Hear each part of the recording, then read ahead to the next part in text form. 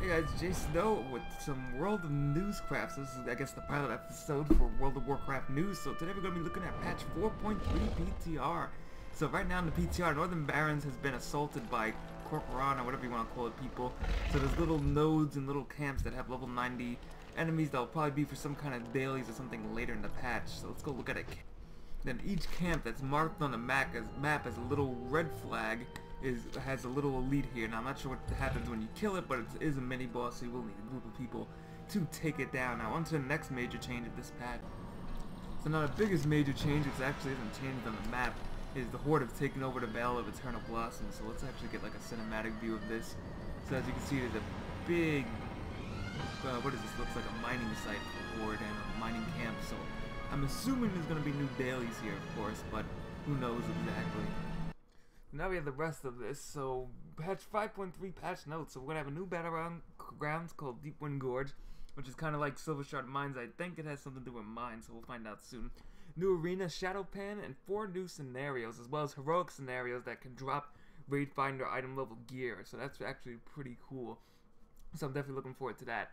Next is the, the changes for Druids. Mark Wild, mana cost has been reduced by 5%. Symbiosis and imitating Roar is now its cooldown increased up to 90 seconds, up from 60. Mage Arcane Brilliance is reduced in cost. Spearhand Strike from Monks now locks a spell out of school for 4 seconds, down from 5 seconds. And Windwalker Legacy of the White Tiger now has its energy reduced.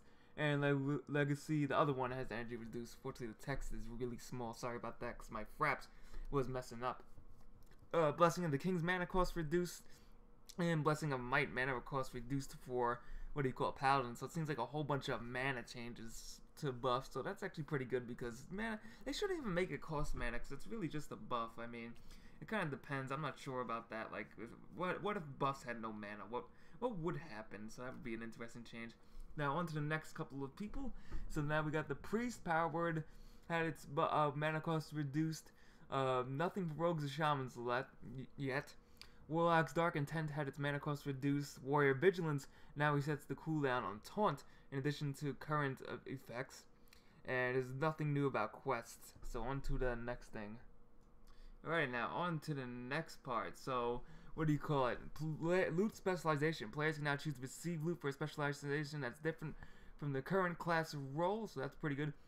Bonus roll protection streak for bad luck streaks. This is absolutely amazing. So now if you get really bad luck with your rolls, you can actually change them. A couple of nerfs for Serpentine Cavern, Tempest Keep. So I guess that's just to make it more soloable, I'm assuming. And Throne of Thunder, what does that say? This is so hard to read.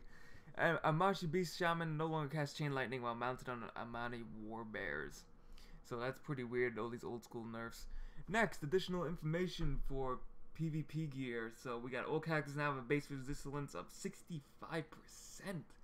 Holy crap. That's pretty OP. PvP power will remain on PvP gear. So I guess they're getting rid of PvP resilience altogether.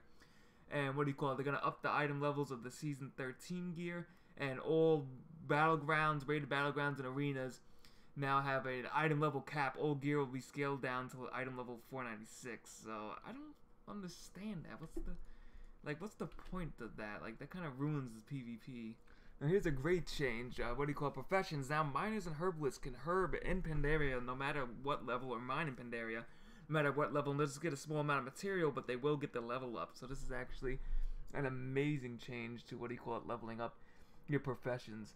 So next is item upgrades are now back, so they changed up the item upgrades. And lastly, they're gonna put a random item box on the black market auction house, which has a chance to contain any of the items in the black market auction house. So that's actually pretty cool, but very risky, as it could be, one of the bracers. So do at your own risk. So thanks for watching this episode of WoW News. If you like this, please subscribe for more WoW News, and I shall see you guys next time.